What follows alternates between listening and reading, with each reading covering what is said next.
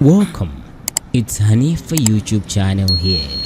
Zunnet Sattar alandidwa nyumba ndi galimoto.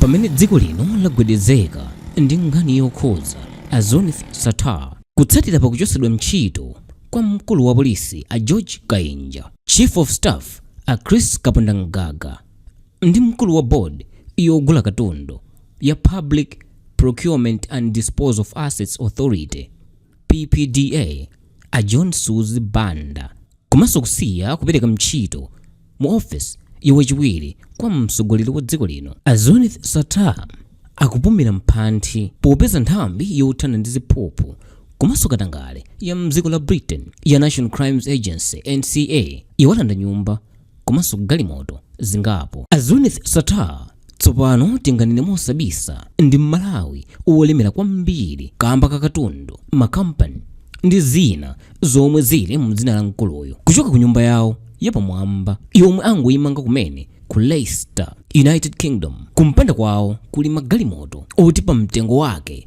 olo president wa dziko lathu atati wagula kungachitike zionesero mdziko muno siku lomwelo. Mkuluyu amakhala moyo omwe anthu ambiri sitingaufikire. Ndingokupasani chithunzithunzi chabe banja la anthu 4 lokhala ku town imene iyi likuyenera kuononga ndalama yokwana 2,130 pounds pa mwezi, yomwe mmakwacha ndi 2,670,800 kwacha 98 tambala. Iyi ndi ndalama yongogulira zinthu zofunikira kwambiri pa umoyo wa munthu ndi kuchitira zinthu za siku ndi siku zomweso ndi zochipa kwambiri. Pa ndalama iyi tayitchulayi ya lenti palibepo. Mzinda uwu munthu oti ndi wosachita bwino tingoti osauka mmozi amumirekezera kuti amaononga pa mwezi ndalama yosachepera 772,420 kwacha,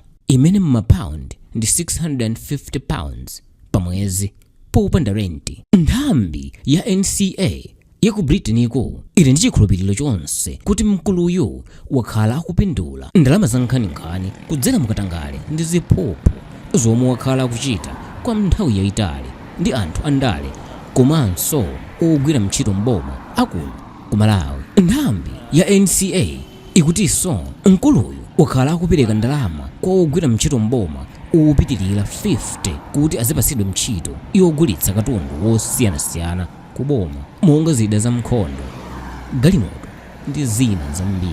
National Crimes Agency NCA inapita ku nyumba yake yapamwamba yomwe ili mu mzinda wa Leicester ku Britain komwe analanda galimoto ya mtundu wa pink ya Bentley komanso Lamborghini ya mtundu wa yellow. Poyankhula posachedwapa kudzera mu newspaper ina yodziwika bwino kumeneko ya Times, Zunnet Sattar anakanitsitsa kuti iwowa ndi osalakwa ndipo nthambi ya NCA ngati ili yokonzeka ndi milandu komanso ngati ili ndi umboni abwere nawo popeza iye ndi wokonzeka ndi maloya ake kukayankha ku court ndipo mlandu adzapambana. Milandu yomwe iwowa Zunnet Sattar akuzengedwayi mwazina ikukhuza galimoto zokwana 32 zomwe anagulitsa ku polisi komanso ku army ndi zakudya zija amati ma food rations omwe anawagulitsa ku Malawi police.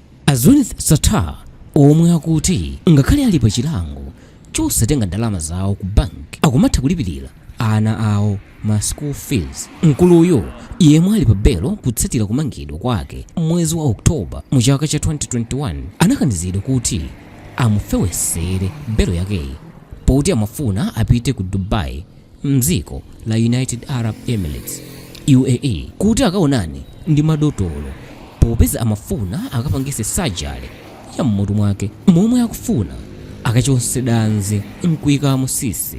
Iye anatinso ku Dubaiko amafuna akayendetse business yake komanso abwere kuno ku Malawi kuti adzaone banja lake. Komatu judge yemwe akumva mlanduwo Daniel Stein anakana pempho lakeli. Poyankhula ndi mtolankhani wa newspaper ya The Times, Sattar anadandaula kuti boma la kumeneko lawaletsa kugwiritsa ntchito chuma chawo kapena kuti awapangira freeze ma assets awo ndipo ndalama yomwe akuwalola kugwiritsa ntchito ndi yosapitirira 250 pounds yomwe ndi 350,000 malaikwacha pa sabata. Iwowo anati ndalamayi ndi yochepa kwambiri potengera kuti akuyenera apezere banja lawo zosowa zapamoyo. Izizi kumbali yawo zikuwapanga kukhala kapolo mu nyumba yawo yomwe kamba kakuti iwowa anazolowera kukhala moyo wauchikhwaya wofewa. Iwowa anatinso ali ndi nyumba zokupitirira 100 kumenekoko ku Britaniko. Mdziko la Britain munthu kuti ukhale ndi nyumba iweyo ndi wandalama. Ukuku nyumba za zipinda ziwiri pa msika zimapezeka kuyambira pa mtengo wa 200,000 pounds imene kunoko ndi pafupifupi 250,568,350 kwacha. Mtengowo umatengera malo okhala ndi zipinda. Umatha kusiyanasiyana kutengera malo ndi kukula kwa malowo. Malingana ndi nthambi ina yowona za malo kumeneko ya Land Registry, NCA yatenga chilolezo cholanda nyumba zokwana 19 ku mizinda ya Leicester ndi ku Manchester zomwe zinalembetsedwa mu dzina lake pamodzi ndi la mkazi wake. Kalata zina zikuonetsa kuti aliso ndi nyumba zina ku Dubai zochuluka ndithu. Ngakhale pali umboni kudzera mu kafukufuku yemwe nthambi ya Anti-Corruption Bureau ACB akuchita mothandizana ndi a National Crimes Agency NCA, a Zunnet Sattar akukanitsitsabe kuti iwowa si olakwa komanso sachita zakatangale ndi ziphuphu m'moyo mwawo. Iwowa a Zunnet Sattar poyankhula akumati iwowa ndi munthu wabwino kwambiri ndipo tsogolo lawo muzonsezi akudziwa ndi Mulungu.